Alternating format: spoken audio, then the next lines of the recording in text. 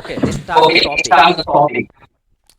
Law of Law torts. of torts. Law of torts law को of समझने torts के को लिए समझने फर्स्ट ऑफ के लिए all we first should of know all we about should what know is about mean by what is tort. Mean by tort tort. होता क्या टॉर्ट है? होता क्या है? टॉर्ट जो है टॉर्ट एक्चुअली जो ये है जो टर्म एक्चुअली है ये वो जो टर्म है लैटिन वो लैटिन लैंग्वेज से लिया गया लैंग्वेज है। से लिया गया है। लैटिन लैंग्वेज में एक लैटिन वर्ड लैंग्वेज में है एक दैट वर्ड इज है called that is टॉर्टम। Called टॉर्टम। Basically basically this this term term is from taken from टॉर्टम। टॉर्टम। मतलब टॉर्टम का होता है इट मतलब मीन्स होता है, what? It means what? Distorted. Distorted. Distorted distorted और और ट्विस्टेड, ट्विस्टेड, और वी कैन से और we can say a civil a wrong. civil wrong. What? Civil What? Civil wrong. wrong. Basically जो ये basically term जो है ये term, ये लैटिन ये लैंग्वेज लैटिन लैंग्वेज टॉटम से लिया गया टॉटम है। से लिया गया है। टॉटम का मतलब टॉटम होता का है मतलब होता है डिस्टॉर्टेड, मीन्स डिस्टॉर्टेड, वर्ड कि means any word act, any कोई एक्ट, भी एक्ट कोई है भी अगर वो एक्ट है अगर वो डिस्टॉर्टेड है, डिस्टॉर्टेड, मैलिशियस है, मैलिशियस है, मिस इंटरप्रेटेड है, मिसइंटरप्रेटेड या है, उसको हम या बोल सकते उसको हम हैं बोल कि सकते हैं जानबूझ कि के जानबूझ के इंटेंशनल है, intentional that is wrong. Wrong, तो हम बोल तो सकते हम हैं बोल दैट इज सकते दी हैं दैट टॉर्ट। इज दी चलिए टॉर्ट। मैं कुछ चलिए मैं कुछ बेसिक एक एग्जांपल दे बेसिक रहा हूँ, आप एग्जांपल दे समझ रहा हूँ, आप जाएंगे। समझ जाएंगे। Just I am giving the just I am giving basic the basic example. Example. Sir सुनो तो। हेलो। हेलो। हाँ, आपके ना दोनों फोन का माइक ऑन है तो एक बंद कर दो। एक मिनट। एक मिनट, एक ओके, नाउ क्लियर। हाँ, अभी क्लियर है। ओके ओके, चलिए। तो अभी थोड़ा देख लो, अगर कुछ डाउट्स होगा तो आप पूछो, कोई दिक्कत नहीं है। अगर किसी भी तरह का डाउट्स है तो यू कैन आस्क मी। हाँ ठीक।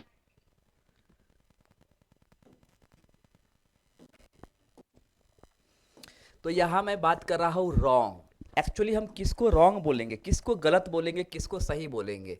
मैंने यहाँ पे एक टर्म लिखा, रॉन्ग मीन्स गलती। हम गलती करते हैं, बट बहुत सारे टाइप्स की गलतियाँ होती है। There are different types of wrongs. अब यहाँ पे सिविल रॉन्ग क्या है वो समझना बहुत ज़रूरी है।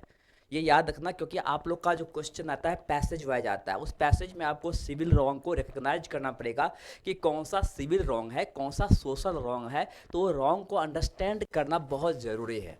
अगर मैं यहाँ पे बात कर रहा हूँ कि एक होता है जिसे हम बोलते हैं social wrong, not an issue, social wrong है।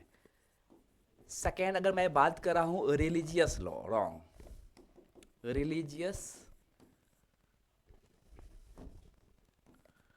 रॉन्ग। अगर हम बात करते हैं civil wrong, public wrong.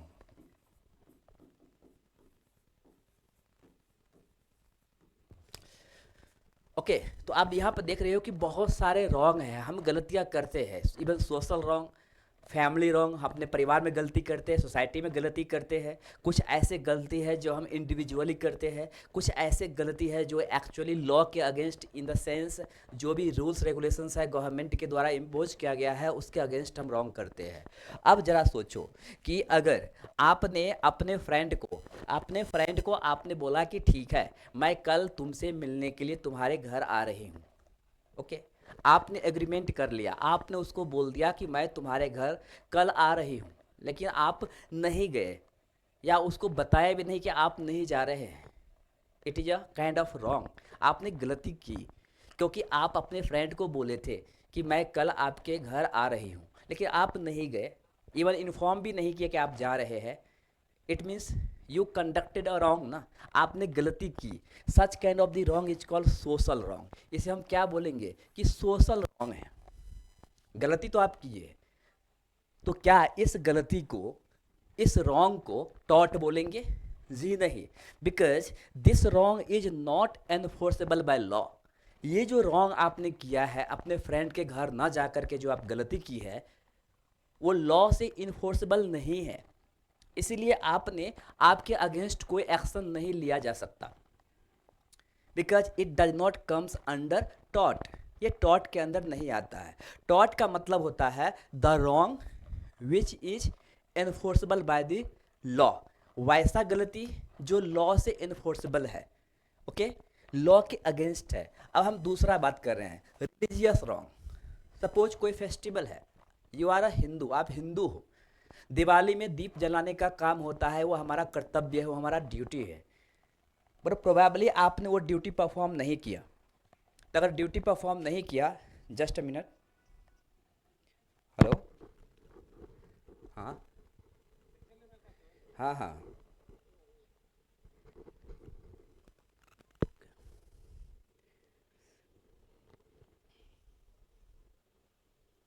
Sorry,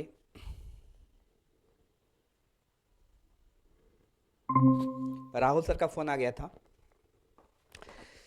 चलिए, तो मैं बता रहा था कि बिकॉज आपने जो गलती की है अपने फ्रेंड के घर ना जा करके, that is not enforceable by the law, उसके बिहाइंड लॉ नहीं था, इसलिए आप टॉट के अंदर नहीं आते हो, you are not liable for the टॉट। लेकिन अगर मान लीजिए दिवाली का फेस्टिवल है, वहाँ पे बहुत सारे ऐसे कर्तव्य है, ड्यूटी है जो हमें परफॉर्म करना होता है, but you don't want to perform such kind of duty. Suppose आपको जो दिया होता है उसको इग्नाइट करना है, बट आप बोलते हो कि नहीं मैं लैंप नहीं जलाऊंगी, मैं दिया नहीं जलाऊंगी, it is a kind of religious wrong. But वो रॉन्ग जो आप गलती किए हैं that is not enforceable by the law, law के एनफोर्सेबल नहीं है। It means you are not committed the टॉट, आपने टॉट नहीं किया, आपने ऐसा गलती किया जो लॉ से इन्फोर्सेबल नहीं है, तो you are not liable in the court. Third, civil wrong. अच्छा, सिविल रॉन्ग में भी मैं आगे बताऊंगा आपको। एक ऐसा गलती जो लॉ से इन्फोर्सेबल है, जिसमें डैमेज होता है विदाउट इंजरी, और एक ऐसा गलती जिसमें इंजरी होता है विदाउट डैमेज, ये हम आगे देखेंगे। लेकिन अगर such kind of the law is enforceable by the law, then you are liable under the टॉट, तब आप टॉट के अंडर लाइबल है। एग्जाम्पल के लिए जरा सोचो, किसी का कैंपस है, किसी का प्राइवेट प्रॉपर्टी है, प्राइवेट कैंपस है, एंड आप फोर्सफुली उस कैंपस में चले गए हो without permission, you enter the campus of any one that belongs to the proper person, means you made mistake, आपने गलती की, and it comes under the law, तो ये सिविल रॉन्ग है, ये सिविल रॉन्ग है, आपने गलती की, तो इसको हम टॉट बोलेंगे, because without permission you trespass the campus of any other body, any other person, तो ये आप यहाँ पे सिविल रॉन्ग किए हैं। ओके, एक दूसरा रॉन्ग, अगर मान लो आपने एक होटल ओपन किया है, सामने में दूसरा होटल ऑलरेडी पहले से ओपन है, एक होटल है जो पहले से ऑलरेडी वहाँ पे है, आपने अपना होटल यहाँ पे डाल दिया,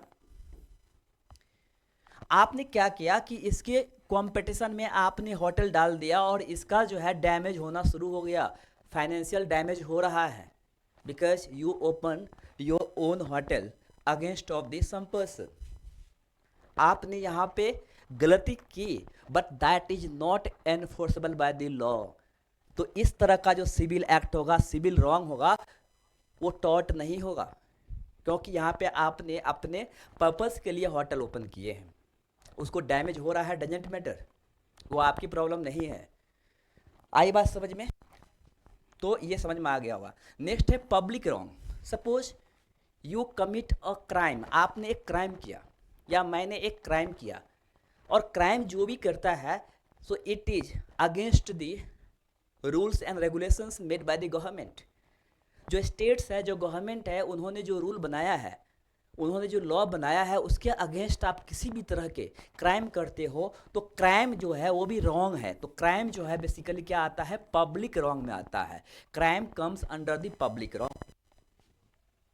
without permission you trespass the any property, that is the civil wrong supported by the law, that is the टॉट। और अगर बात कर रहे हैं कि you opened your own hotel against of the someone's hotel, that's why अब उनको डैमेज हो रहा है, but that is not enforceable by the law, it means ये टॉट नहीं होगा। सिविल एक्ट में सिविल रॉन्ग भी टू टाइप का होता है, हम आगे देखेंगे।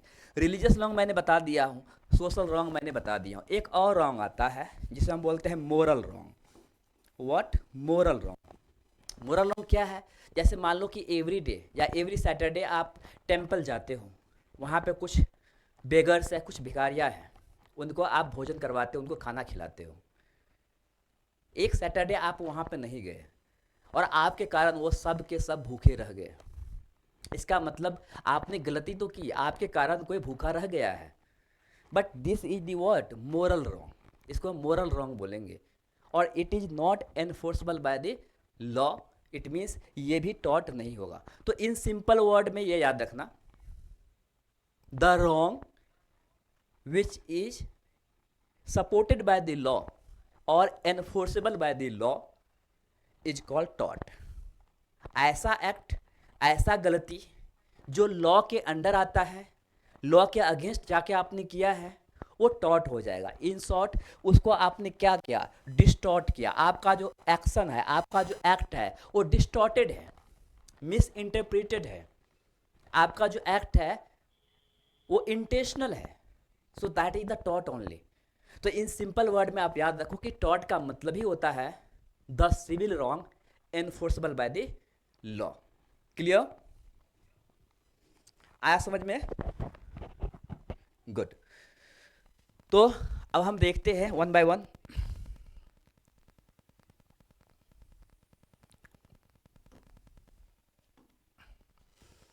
The nature of a taught, taught का नेचर कैसा होता है? The term taught has been derive from the Latin term Tatum, इसको टॉटम से लैटिन शब्द लिया गया which mean to twist. Twist, it means twisted, crooked, unlawful or wrongful act rather than an act which is straight or lawful.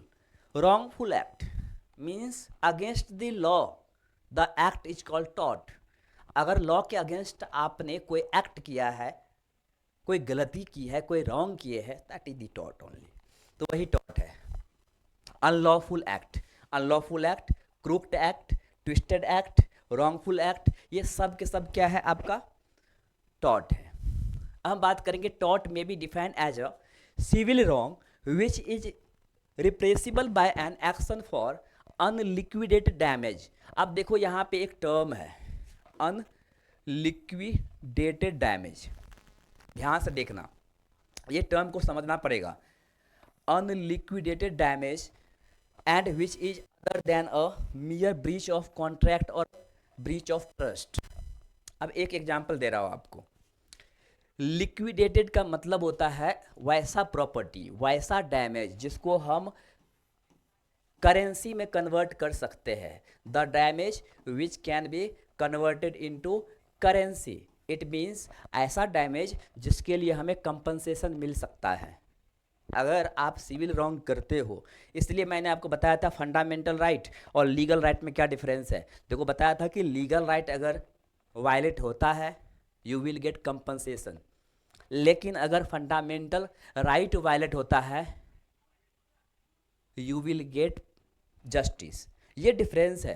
Compensation जैसे example के लिए मान लो कि आपका प्रॉपर्टी है, this is your property, government जो है यहाँ से रोड लेके जा रहा है। अब ये रोड लेके जा रहा है और आपके प्रॉपर्टी जो है इस रोड में आया है, आपके प्रॉपर्टी को सीज कर लिया, कैप्चर कर लिया।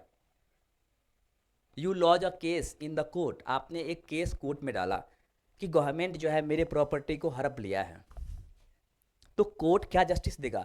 ठीक है, ये प्रॉपर्टी की रोड में ज़रूरत था तो यू विल गेट कंपनसेशन। क्या मिलेगा आपको? कंपनसेशन मिलेगा। इसका मतलब जो है आपका लैंड जो है वो क्या है? लिक्विडेटेड प्रॉपर्टी है।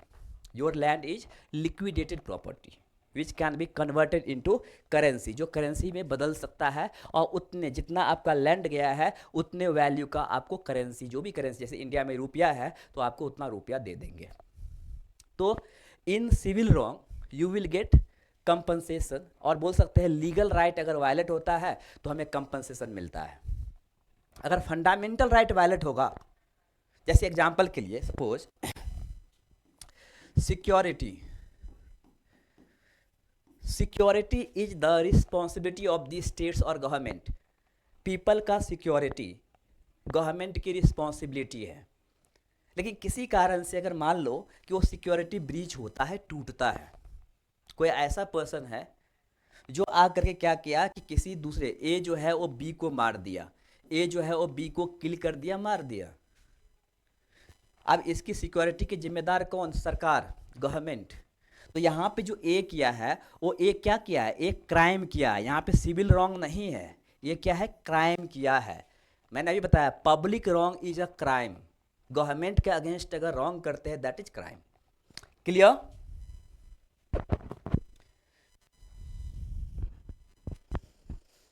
Any doubt Sonali? No. Okay, so liquidated damage means fixed in advance. अभी बता दें लिक्विडेटेड डैमेज वैसा डैमेज जो पहले से फिक्स, जैसे लैंड जो प्रॉपर्टी है उसका जो वैल्यू है वो पहले से फिक्स है। चलिए अब हम बात करते हैं, इज इट लॉ ऑफ टॉट और law of torts? The question, is it the law of taught?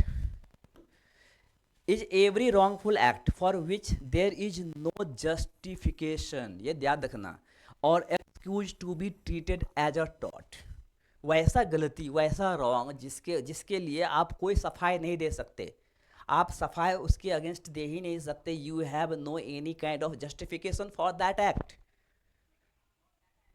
तो हम उसे बोलेंगे कि वो जो है एक टॉट है। Means is every wrongful act for which there is no justification or excuse to be treated as a tort. Suppose, अब एग्जाम्पल के लिए बता रहा हूँ कि मान लो कि ये रिजर्व्ड एरिया है, this is reserved area for the specific purpose, कोई खास पर्पस के लिए ये रिजर्व्ड एरिया है, but you trace pass this reserved area, आप जानबूझकर नहीं, आपको पता नहीं था, लेकिन फिर भी आप इसके अंदर चले गए, आपको नहीं पता था लेकिन आप चले गए, तो of course you made a mistake, आपने गलती की, अंडर टॉट, वो टॉट के अंदर आ जाएगा। Clear?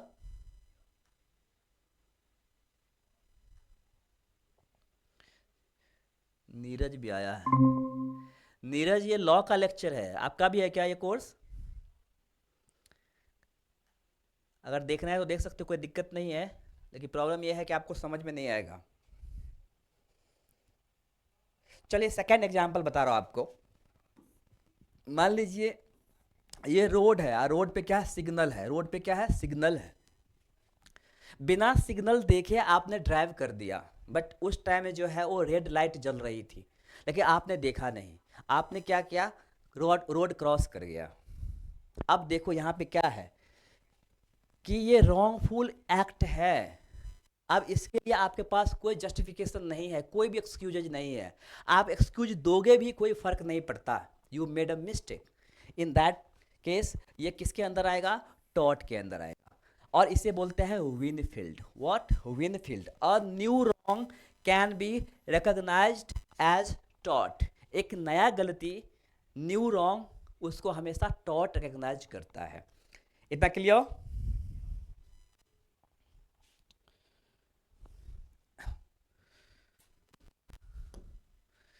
Second question, is it the law of torts consist only of number of specific wrongs beyond which the liability under this branch cannot arise? अब यहाँ पे आप देख सकते हो कि कुछ ऐसा रॉन्ग है, is it the law of torts consist only of the number of specific wrongs beyond which the liability under this branch cannot arise? अगर liability मतलब लॉ के अंडर नहीं आता है, ऐसा गलती जो लॉ के अंदर नहीं आता है, तो अब एग्जाम्पल के लिए बता रहा हूं कि ऐसा बोल दिया है सिंपल वर्ड में कि आप जो स्कूल में जाओगे, you will go to school, you will wear your dress, आप अपना ड्रेस पहन के जाओगे स्कूल में, एग्ज़ाम है, suppose you don't have your dress, आपके पास ड्रेस नहीं है लेकिन एग्ज़ाम है, अब आप बिना ड्रेस के वहाँ गए हो एग्ज़ाम देने के लिए, आपने गलती की, but that does not come under the liability of the law, उसको हम टॉट नहीं बोल सकते। अगर आपको एग्जाम के लिए रोका जाएगा, यू कैन टेक एक्शन, आप उसके अगेंस्ट एक्शन ले सकते हैं। तो मेरे ख्याल से ये समझ में आ गया होगा आपको कि टॉट क्या है। अब देखो टॉट एंड क्राइम में क्या डिफरेंस है, what is difference between the taught and crime. Taught और क्राइम में मैं पहले बता चुका हूं कि अगर सिविल रॉन्ग के अगेंस्ट अगर कोई भी एक्ट आप करते हो दैट कम्स अंडर द टॉट, लेकिन पब्लिक रॉन्ग के अंडर अगर कोई भी एक्ट आप करते हो दैट इज कॉल्ड क्राइम, जो मैं पहले आपको बता चुका हूँ। तो टॉर्ट और क्राइम में यही डिफरेंस है। Tort is infringement of a private और अ सिविल राइट। अगर मान लीजिए किसी का सिविल राइट है या प्राइवेट राइट है, उसके सिविल राइट या प्राइवेट राइट को अगर वायलेट करते हैं, इन्फ्रिज करते हैं आप, तो वो किसके अंदर आएगा? टॉर्ट के अंदर आएगा। लेकिन अगर हम बात करते हैं कि अगर कोई पब्लिक रॉन्ग है, क्या है? पब्लिक रॉन्ग है, गवर्नमेंट का जो लॉ बना हुआ है उसके अगेंस्ट अगर आप कोई भी रॉन्ग करते हैं तो उसे हम क्या बोलेंगे? क्राइम बोलेंगे। अगर प्राइवेट रॉन्ग या सिविल राइट है या प्राइवेट राइट अगर ये इन्फ्रीज होता है, अगर वायलेट होता है, यू विल गेट कंपनसेशन। मैं पहले बता चुका हूँ उसमें क्या मिलेगा आपको? कंपनसेशन मिलेगा। और अगर पब्लिक रॉन्ग है, सो फॉर पब्लिक रॉन्ग आपको इसके लिए जस्टिस मिलेगा। व्हाट? जस्टिस। Okay, clear?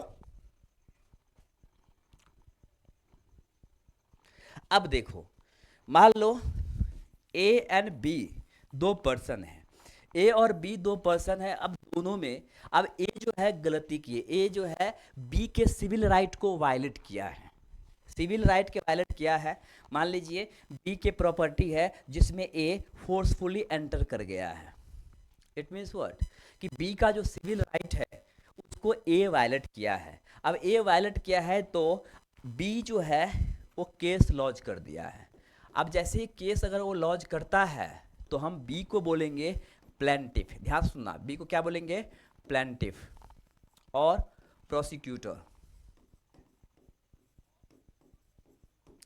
और ए को बोलेंगे डिफेंडेंट और डिफेंडर। ए जो है वो डिफेंडर होगा, डिफेंडेंट होगा, और बी जो है जो केस लॉन्च किया है, जो केस किया है, केस लॉन्च किया है, उसे हम प्लेंटिफ बोलते हैं या प्रोसिक्यूटर बोलते हैं। और जिसके अगेंस्ट आपने केस लॉन्च किया वो डिफेंडर बोलेंगे उसको या डिफेंडेंट बोलेंगे। क्लियर? क्योंकि ये दोनों टर्म्स बहुत बार आने वाला है। Okay, so in a tort the injured party, injured party means what? Plaintiff. Injured party means plaintiff.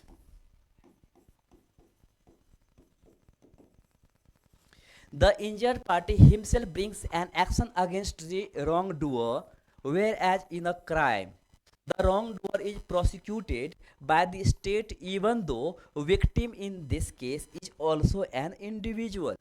मैंने आपको पहले ही बता दिया है कि जैसे अब मान लो ए जो है बी पे क्या क्या है? सेक्सुअल असॉल्ट किया है, इट इज अ क्राइम। या डोमेस्टिक वायलेंस किया है, इट इज अ क्राइम। या मान लो कि attempt to murder, attempt to murder इसका एक्ट है। ए जो है इसको मारने का कोशिश किया है, ए जो है बी को मारने का कोशिश किया है। अब देखो यहाँ पे ए जो किया है वो क्राइम किया है। ए क्राइम क्यों किया है? Because security is the responsibility of the government and government is the public, so that's why it is called public wrong, it comes under crime. अब यहाँ पे जो केस बनेगा, इवन बी ने केस लॉन्च किया, केस लॉन्च किसने किया? Launch किया है बी ने, केस लॉन्च किया है। फिर भी इस केस को हम ऐसे बोलेंगे कि ए वर्सेस जो भी स्टेट है, जैसे स्टेट ऑफ महाराष्ट्र, तो हम बोलेंगे A versus state of Maharashtra. यहाँ पे ए वर्सेस बी नहीं बोलेंगे। इवन यहाँ पे विक्टिम कौन है? बी है। विक्टिम कौन है? बी है। लेकिन जो केस बनेगा वो किसके नाम से बनेगा? स्टेट ऑफ महाराष्ट्र या जो भी स्टेट में वो गलती हुई है उसके वर्सेस हो जाएगा। बिकॉज यहाँ पे आप देख सकते हो wrong doer is prosecuted by the state, यहाँ पे स्टेट रिस्पॉन्सिबल है। क्लियर? ओके,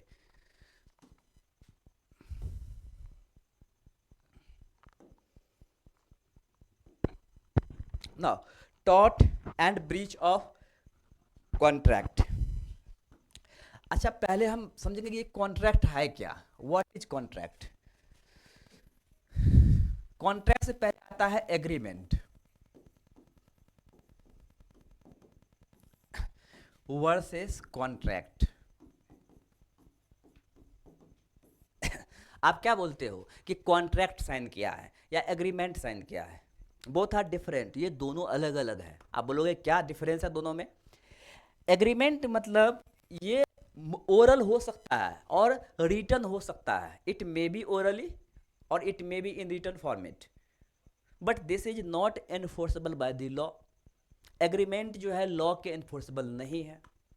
कॉन्ट्रैक्ट जो है वो क्या होता है कि एग्रीमेंट, जो भी एग्रीमेंट हुआ है टू पार्टीज के बीच में, जो भी एग्रीमेंट हुआ है and that is enforceable by the law, that is called contract. In example, जैसे मान लो कि बी के पास एक फ्लैट है, बी के पास क्या है, एक फ्लैट है। ये फ्लैट जो है वो ए को दिया है रेंट पे, बी के पास फ्लैट है, ए को दिया है रेंट पे, और ओरली या मान लो रिटर्न फॉर्मेट में बोल दिया है कि ठीक है आपको एवरी मंथ मुझे 10,000 रुपीज रेंट देना है, बट इट इज ओरल। ये, या अगर मान लो कि ये जो है किसी सादा पेज पे लिखा हुआ है, तो ये हम इसको नहीं बोल सकते हैं कि ये एनफोर्सेबल बाय द लॉ है। लेकिन अगर बी जो है क्या बनाता है, अगर बी एक नोटरी बनाता है, नोटरी मीन्स व्हाट, एक स्टैम्प पेपर लेता है, गवर्नमेंट का स्टैम्प पेपर है, मान लो 100 रुपीज का एक पेपर लिया। अब इस स्टैम्प पेपर पे जो है एग्रीमेंट बनाया, जैसे ही स्टैम्प पेपर पे एग्रीमेंट बनाया, it is enforceable by the law and it will be a contract. ये कॉन्ट्रैक्ट हो जाएगा। अगर कॉन्ट्रैक्ट अगर ब्रीच होता है, दैट कम्स अंडर टॉट, वो टॉट के अंडर आ जाएगा। लेकिन अगर मान लो सिर्फ सादा पेज है, ब्लैंक पेज है, इस पे अगर एग्रीमेंट बनाया है, साइन कर भी दिया है, ये टॉट नहीं होगा। आई बात समझ में? अगर बी और ए एग्री हुआ है तभी तो बी ए को 10,000 रुपीज पर मंथ के बेसिस पे उसको रेंट दिया है, दोनों में एग्रीमेंट हुआ है, both are agree, both parties are agree. But actually यहाँ पे ओरली या रिटर्न में लिया है, but that does not comes, या हम बोल सकते हैं ये लॉ से एनफोर्सेबल नहीं है, तो ये टॉट में नहीं आएगा। अगर मान लो स्टैम्प लेते हैं, जो पुलिस स्टेशन है, पुलिस स्टेशन में जाके उसको आधार कार्ड वगैरह सब कुछ सबमिट करते हैं, तो ये क्या हो जाएगा, एक्चुअली नोटरी बन जाता है। एंड नोटरी क्या है, enforceable by the law, that is a kind of contract. In that situation it is a taught. Clear?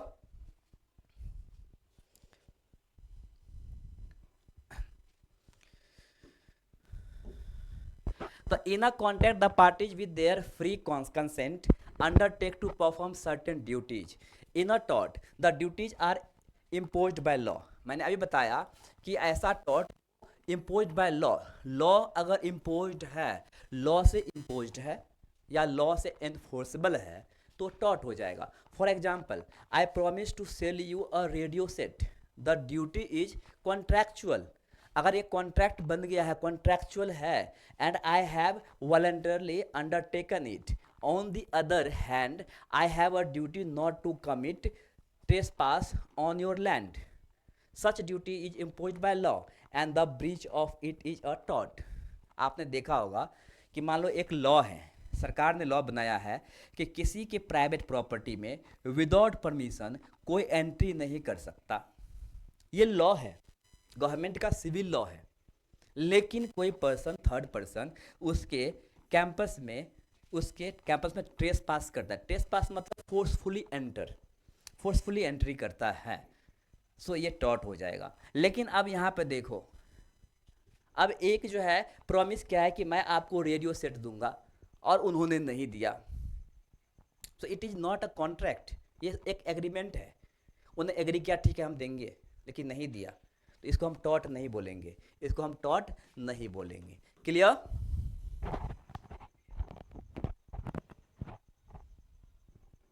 Good.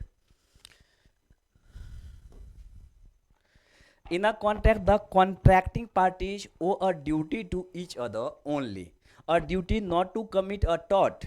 अगर मान लो कॉन्ट्रैक्ट साइन किया है, अगर वो कॉन्ट्रैक्ट है, कॉन्ट्रैक्ट दो पार्टी के बीच में हुआ है, अब दोनों पार्टी को जो है उस कॉन्ट्रैक्ट में जो भी कंडीशंस है, जो भी कंडीशंस लिया है, जैसे मैं चलो एक एग्जांपल दे रहा हूँ कि मान लो कि एक प्रोड्यूसर है जो एक फिल्म बना रहा है, ABC नाम का एक फिल्म बना रहा है। कौन? एक प्रोड्यूसर। और एक एक्टर है जिसका नाम है, मान लो Rehan. Rehan is a actor, Rehan is an actor. अब ये जो है इस प्रोड्यूसर के साथ एक एग्रीमेंट बनाया है, एंड इवन बोल सकते हैं कि वो एग्रीमेंट जो है वो एक्चुअली कॉन्ट्रैक्ट बन गया है, because that is the enforceable by the law. So in that situation इसमें कंडीशन है। अब कंडीशन क्या है कि जब तक फिल्म ABC कंप्लीट नहीं होगा तब तक वो किसी प्रोड्यूसर, किसी अदर प्रोड्यूसर के पास नहीं जा सकता या कोई और फिल्म नहीं बना सकता। अब वो सारे कंडीशंस को पढ़ के रेहान ने उस पर साइन कर दिया। तो ऑफकोर्स क्या है, वो कॉन्ट्रैक्ट है। अगर रेहान, ये फिल्म कंप्लीट नहीं हुआ है और रेहान बीच में किसी और प्रोड्यूसर के साथ कांटेक्ट करता है, उसके साथ एग्रीमेंट साइन करता है, सो दैट इज रॉन्ग, वो टॉट के अंदर आएगा। क्लियर?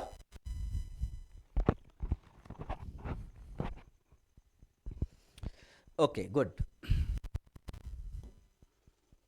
अब आता है कि both taught and breach of contract. When A and B have entered into a contract and makes a breach of contract, B can bring an action for the breach of the contract. आप देख सकते हो यहाँ पे क्या है कि A और B जो है एक कॉन्ट्रैक्ट साइन किया है। जो अभी बताया था आपको फिल्म के बारे में, A और B जो है एक कॉन्ट्रैक्ट साइन किया है। यहाँ पे A होगा, A makes a mistake, a breach of contract, B can bring an action for the breach of contract। मतलब जो प्रोड्यूसर है वो रेहान के अगेंस्ट केस लॉन्च कर सकता है। तो ये मैं आपको बता चुका हूं, राइट? ओके, अब यहां पे एक क्वेश्चन आता है। मान लो A है, B है, C है, देयर आर 3 पार्टीज, लेकिन A और B के बीच में कॉन्ट्रैक्ट है। क्या है? कॉन्ट्रैक्ट है A और B के बीच में। C अभी तक कहीं पे किसी भी फ्रेम में नहीं है। अब A और B के बीच में कॉन्ट्रैक्ट है, C अभी तक कोई भी फ्रेम में नहीं है। लेकिन ध्यान से सुनना, अगर ऐसा होता है तो A can take against the action of C। मतलब A जो है C के अगेंस्ट भी एक्शन ले सकता है। कैसे? वो समझो। जैसे सोचो कि आप गए एक जगह, जैसे आपने गया होटल, एक रेस्टोरेंट है, एक होटल है, आप खाना खाने के लिए होटल गया। मान लीजिए आप जो है खाना खाने के लिए आप होटल गए। अब होटल में आपने, मान लीजिए कि आपने कुछ मंगाया, पानी मंगाया, एक पानी का बोतल आपने मंगाया। अब वो पानी के बोतल जो है वो एक्चुअली क्या है, कंटेमिनेटेड है। मतलब वो पानी के बोतल में कुछ ऐसे इंग्रेडिएंट्स मिला हुआ है जो हमारे हेल्थ के लिए इंजूरियस है, हमारे हेल्थ के लिए वो अच्छा नहीं है। अब ये जो पानी का बोतल जो कंपनी बनाया है, आप A हैं, B के होटल में आप खाना खाने गई है, लेकिन बोतल किसका आप खरीदे हैं? बोतल आप C का खरीदे हैं कि मुझे एक पानी का बोतल चाहिए, लेकिन पानी के बोतल कंटेमिनेटेड है, मतलब अडल्ट्रेटेड है, उसमें कुछ ऐसे इंग्रेडिएंट मिक्स है जो हमारे हेल्थ के लिए इंजूरियस है। तो you can take action against C। आप C के अगेंस्ट एक्शन ले सकते हैं। क्लियर?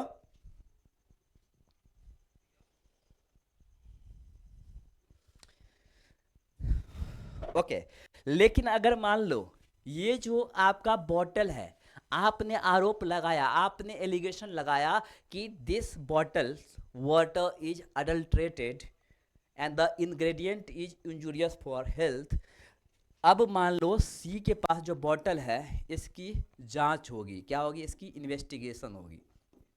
अब इन्वेस्टिगेशन के बाद अगर रियली में वाटर में इंग्रेडिएंट ऐसा है जो टॉक्सिक है, तो ऑफकोर्स टॉक्सिक इंग्रेडिएंट है तो of course your case is valid, आपका केस वैलिड है। लेकिन जरा सोचो कि वाटर जो है इसमें किसी भी तरह का प्रॉब्लम नहीं है, उसके और भी बॉटल्स के वाटर को चेक किया गया और वो कंटेमिनेटेड नहीं है, वो एडल्ट्रेटेड नहीं है। इसका मतलब कुछ ना कुछ बी किया होगा, क्योंकि बी के होटल में था ना वाटर, या तो बी कुछ किया होगा या ए जानबूझ के एलिगेशन लगाया होगा।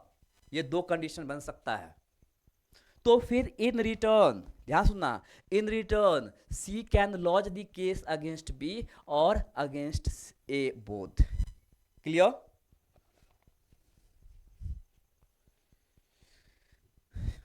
गुड। तो इसी को बोलते हैं breach of contract. It is also possible that the breach of the contract by A also results in the commission of a tort against C, जो मैं अभी आपको बताया। सेकेंड है, it has now been established by Donoghue and Stevenson that C can also bring an action against ए। अब देखो एक case हुआ था, ये केस के बारे में हम अभी बात करेंगे। ये जो केस स्टडी है हम लोग करने वाले हैं। सो डोनोग्यू वर्सेस स्टीवेंसन, मतलब मान लो ये ए है और ये बी है। अब इनके बीच में एक केस हुआ था, तो अब देखो अगर वो सही नहीं होगा तो सी जो है ये रिटर्न ए पे केस कर सकता है, जो मैं आपको अभी बताया था। और ये अभी आगे होगा, आप देख सकते हैं क्या है। C has not to prove his privity of contract with A as his action is based on टॉट which is quite independent of a contract between A and B. तो आप देख सकते हो कि अगर इस तरह का कॉन्ट्रैक्ट, इवन मैं बताया था ना कि सी फ्रेम में नहीं है, सी इवन वहाँ पे है भी नहीं, लेकिन सी का ये जिम्मेदारी है, सी की रिस्पॉन्सिबिलिटी है कि उसका जो प्रोडक्ट होना चाहिए so that should be good for health, not injurious for health.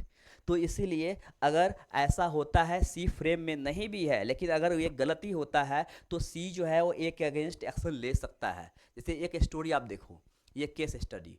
A went to a restaurant with a woman friend and bought 1 bottle of ginger beer manufactured by the defendant.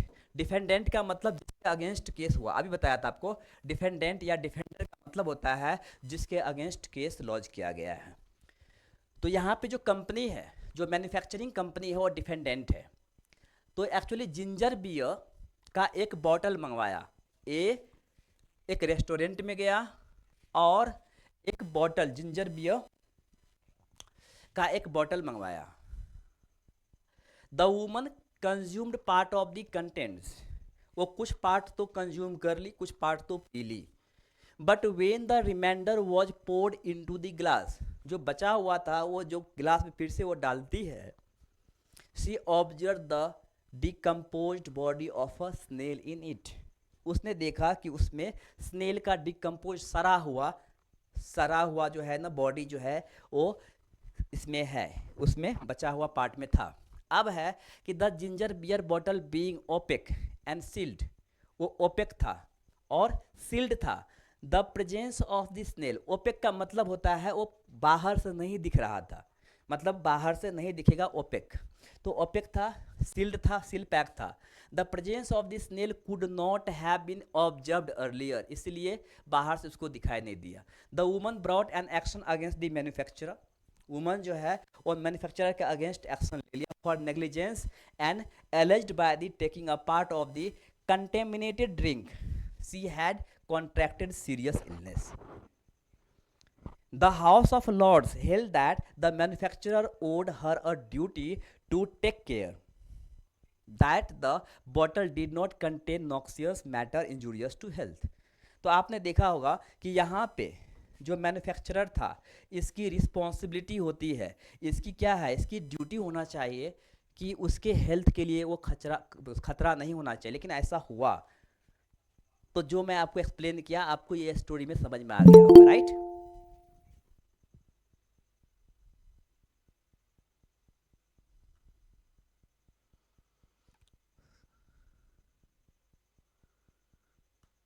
ये श्रुति क्यों आ रही है? श्रुति का नहीं है ना इसमें? आप दो ही स्टूडेंट है ना सोनाली? हाँ हम दो ही है। अच्छा, उसको एंट्री मैं नहीं कर रहा हूँ, ठीक है, चलिए।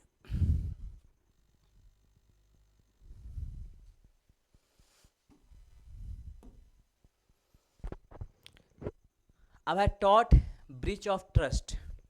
अभी मैंने बताया टॉट ब्रीच ऑफ कॉन्ट्रैक्ट, अभी हम देखने वाले हैं टॉट ब्रीच ऑफ ट्रस्ट।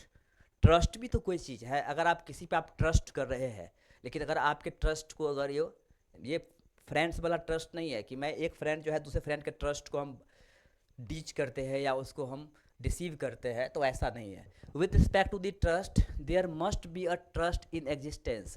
अगर ट्रस्ट को आप रिस्पेक्ट करते हैं तो सच में ट्रस्ट होना चाहिए, ऐसा नहीं कि वो यूं ही है। Second, with respect to the trust the wrong doer must be in the trustee of such trust. अगर रॉन्ग डूअर अगर वो ट्रस्टी है, ऐसे ट्रस्ट के लिए वो ट्रस्टी है, वो रिस्पॉन्सिबल है, wrong doer is responsible for that trust, then वो टॉट में आ जाएगा। अब एग्जाम्पल के लिए जरा सोचिए कि आप जा रहे हैं टेम्पल, जैसे आपने अभी एक टेम्पल जो है बालाजी टेम्पल है, तो जो बालाजी टेम्पल है, बालाजी टेम्पल में अभी आपको रिसेंटली आपको पता होगा कि अभी जो वहाँ पर लड्डू जो बनता है, जो प्रसाद बनता है, वो एक्चुअली काऊ का जो बीफ है उसके चर्बी से बनाया गया था, मतलब उसके चर्बी से घी बनाया गया था और उस घी में प्रसाद को बनाया गया था। हियर जो भी है, मतलब responsible person of the temple, जो भी वहाँ का टेम्पल का चेयरमैन है, वो क्या है, एक ट्रस्टी है, that is trustee. We all trust on him, हम लोग उस पर ट्रस्ट करते हैं।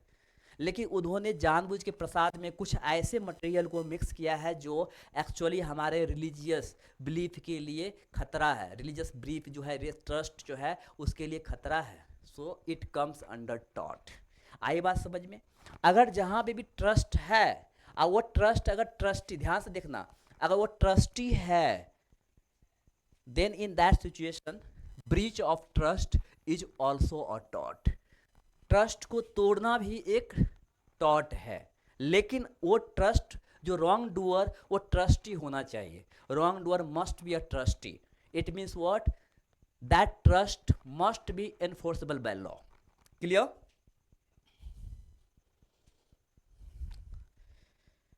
अब मान लीजिए आपने फ्रेंडशिप किसी के साथ किया, लेकिन वो आपके साथ धोखा किया, गलत किया, रॉन्ग किया, आपने ट्रस्ट किया उस पर, लेकिन आपके ट्रस्ट को वो तोड़ दिया, तो एक्चुअली वहाँ पे वो टॉट नहीं होगा, क्योंकि wrong doer is not the trustee of your trust. That's why in this situation that breach of trust is not a taught. लेकिन अब टेम्पल के जो अथॉरिटी है, that is the trustee of the believers, और अगर वो trust को breach करता है, that comes under the taught. तो ये समझ में आ गया होगा। देखो बहुत ही माइन्यूट डिफरेंस होता है, इसलिए इसको समझना बहुत ज़रूरी है। चलिए अब आता है essentials of a taught. Taught के लिए क्या क्या एसेंशियल है? एक है एक्ट और ओमिशन। एक्ट और ओमिशन। इंजुरी, ध्यान से सुनना, इंजुरी का मतलब है लीगल डैमेज। इंजुरी का मतलब क्या है? Legal damage. इंजुरी का मतलब ये मत समझना कि इंजुरी जो है सिर्फ फिजिकल हो सकता है।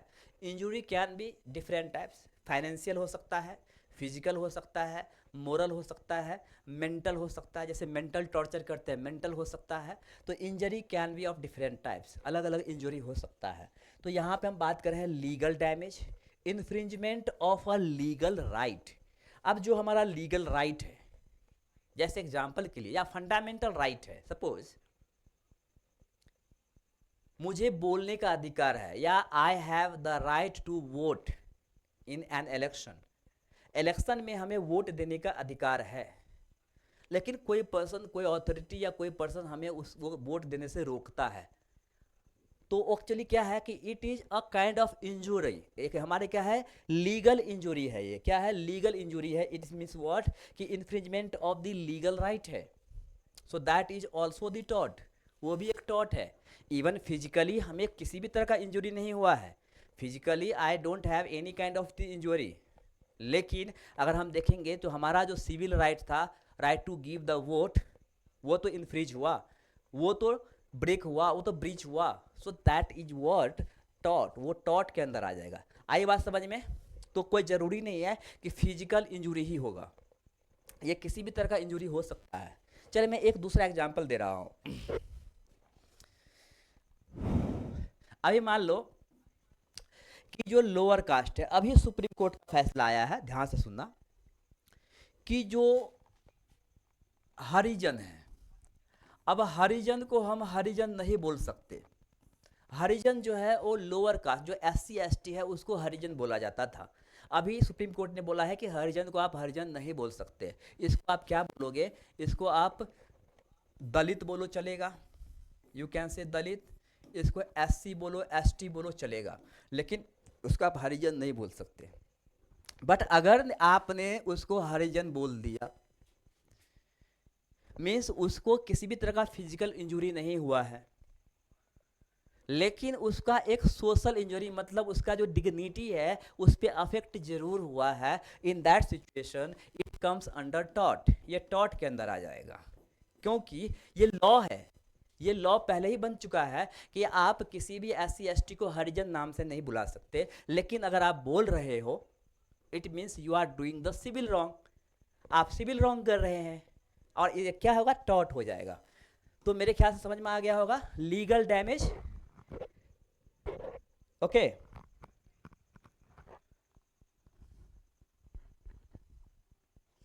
अब देखो लीगल डैमेज और damage both are different. Legal damage and damage, damage can be anything, any loss. हमारा जो फाइनेंशियल लॉस भी हो सकता है डैमेज, हमारा फिजिकल लॉस भी हो सकता है डैमेज, हमारा मेंटल लॉस भी हो सकता है डैमेज। तो ये किसी भी तरह का डैमेज हो सकता है। लेकिन अगर हम बात करेंगे लीगल डैमेज, तो लीगल डैमेज का मतलब होता है the damage which is enforceable by the law, या the damage which is enforced imposed by the law, वैसा डैमेज जो लॉ से इम्पोज्ड है। So that is the legal damage. और लीगल डैमेज जब वायलेट होगा तो वो टॉट के अंदर आएगा। अगर नॉर्मल डैमेज अगर होता है वो टॉट के अंदर नहीं आएगा, नो टॉट। अब एग्जाम्पल के लिए मान लीजिए कि ड्यू टू कंटिन्यूस स्टडी, आप बहुत ज़्यादा स्टडी कर रहे हो, आप बहुत ज़्यादा प्रेशर ले लियो एग्ज़ाम का, इतना ज़्यादा प्रेशर ले लियो एग्ज़ाम का बिकॉज आपका मेंटल हेल्थ अब सही नहीं है, आप थोड़ा नर्वस हो गए हो, कुछ सिचुएशन कुछ अजीब हो गया है, मीन्स कहीं ना कहीं आपका मेंटल लॉस है, मेंटल डैमेज है, ड्यू टू एनजाइटी या due to pressure, mental loss है। But that does not come under टॉट। आप ये नहीं बोलोगे अथॉरिटी को या गवर्नमेंट को या स्कूल को या कॉलेज को कि आपके कारण मेरा मेंटल स्थिति ऐसा हुआ है। यू कैन नॉट से लाइक दैट, बिकॉज इस तरह का डैमेज जो है वो लीगल नहीं है। आई बात समझ में? चलिए,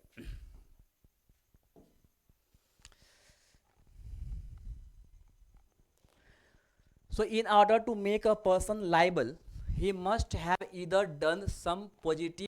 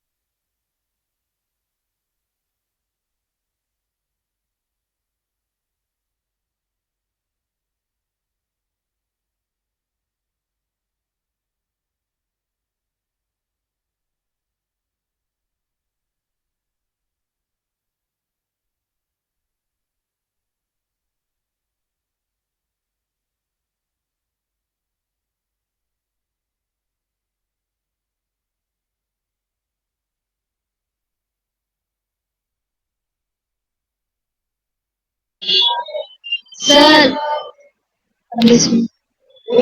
सर आवाज नहीं आ रही है, वॉइस एक भी नहीं आ रही है।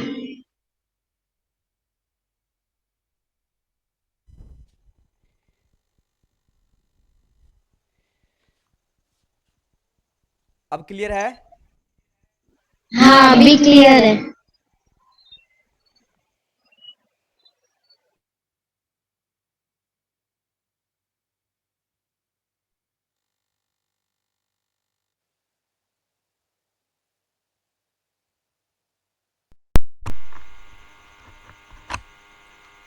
चलिए मैं माइक हटा देता हूँ। अभी आ रही आवाज?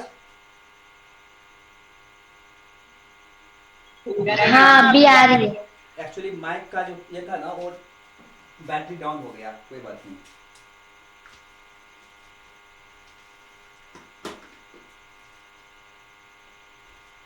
तो मैंने आपको बताया कि अगर कोई भी पुलिस ऑफिसर या कोई भी लीगल ऑफिसर है जिनका वो ड्यूटी है लेकिन वो ड्यूटी नहीं किया, सो that is the omission of the duty, वो इग्नोर किया, ओमिशन है, तो it also comes under the tort. Clear?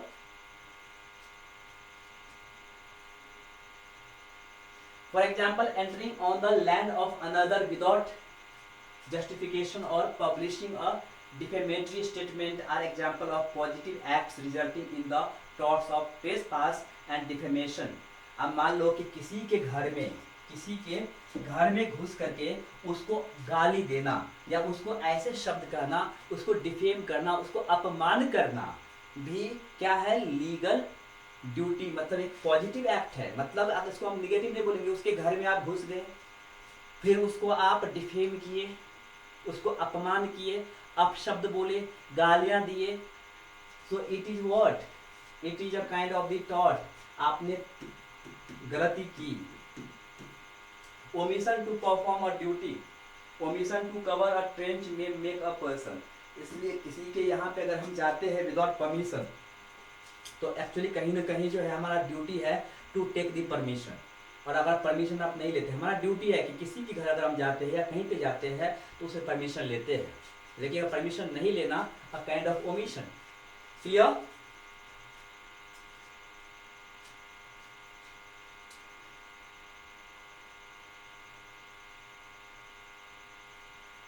Okay, next,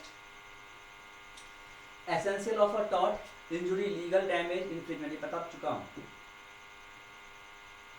okay, now है इंजुरी, लीगल डैमेज। अब इंजुरी है क्या ये समझना, ये बहुत इंपॉर्टेंट है। एक बार, to be successful in action for tort the plaintiff, plaintiff मतलब प्रोसिक्यूटर जो केस लॉन्च किया, प्लेंटिफ मतलब जिसके अगेंस्ट रॉन्ग हुआ है, has also to prove legal damage unless there is violation of a legal right and action under the law of torts can not lie.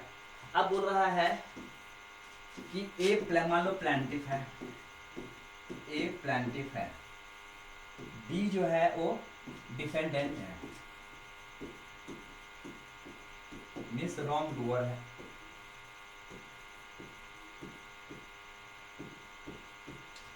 So in this situation, A has to give the evidence, A को evidence देना पड़ेगा B के against कि B ने गलती की है।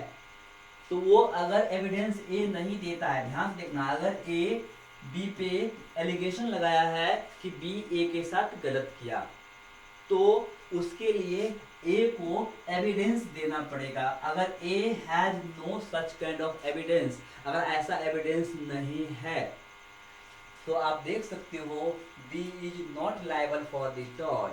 वही बोलता है plaintiff has also to prove legal damage, उसको एविडेंस देना पड़ेगा unless there is a violation of legal right and action under the law of torts can not lie.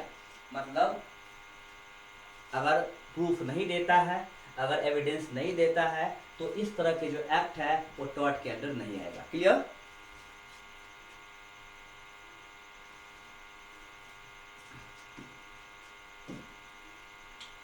When there is violation of a legal right, it is actionable even without the proof of any damage। अब देखो कुछ ऐसे भी law है जहाँ पे बिना proof के भी डैमेज हो जाता है, उसे हम बोलते हैं क्या? इंजुरी साइन डैमो।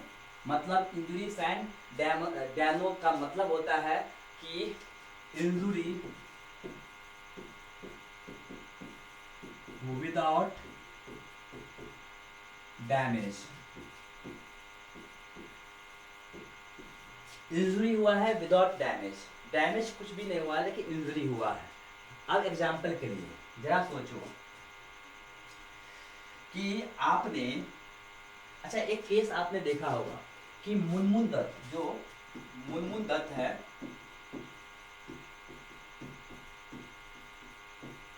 जो तारक मेहता के उल्टा चश्मा में बबीता का कैरेक्टर प्ले कर रही है मुनमुन दत्त। एक बार यूं ही एक स्टेटमेंट दे दी थी कि एक्चुअली मैं डेली मेकअप करती हूँ सो दैट कि मैं एक भंगी की तरह नहीं दिखना चाहती। अब भंगी की तरह नहीं दिखना चाहती, ध्यान से देखना आप, भंगी की तरह नहीं दिखना चाहती। Okay, just she gave a statement, I don't want to be seen as a bhangi, that's why I am making every day. तो वो ऐसे स्टेटमेंट दिए हैं। अब देखो भंगी कम्युनिटी के जो लोग थे, कोई भी पर्सन जिसका कोई डैमेज नहीं हुआ है, अब मान लो भंगी कम्युनिटी के ये एक पर्सन है, इसको कोई भी डैमेज नहीं हुआ है, नो डैमेज, बट इंजरी हुआ है। क्या हुआ है? इंजरी जो है वो इंजरी हुआ है without damage. In that situation this bhangi people A can launch the case against Munmun Dutt, और इसी को हम टॉट बोलेंगे। ये क्या है? टॉट है। क्लियर? आप देख सकते हो कोई भी डैमेज इसका नहीं हुआ है, लेकिन फिर भी जो है, अब हम बात करते हैं, but when there is no violation of legal right, no action like even though damage may have been caused to the plaintiff. आप देख सकते हो जो प्लेंटिफ है, प्रोसिक्यूटर, अब ये प्रोसिक्यूटर को डैमेज हुआ है, ध्यान से देखना आप, ये damage may have been caused to the plaintiff, damage इसको हुआ है लेकिन लीगल राइट को वायलेट नहीं किया है। But when there is no violation of a legal right, no action lies even though damage may have been caused to the plaintiff, इसको बोलते हैं डैमन साइन इंजुरिया। डैमन साइन इंजुरिया मतलब डैमेज विदाउट इंजुरी।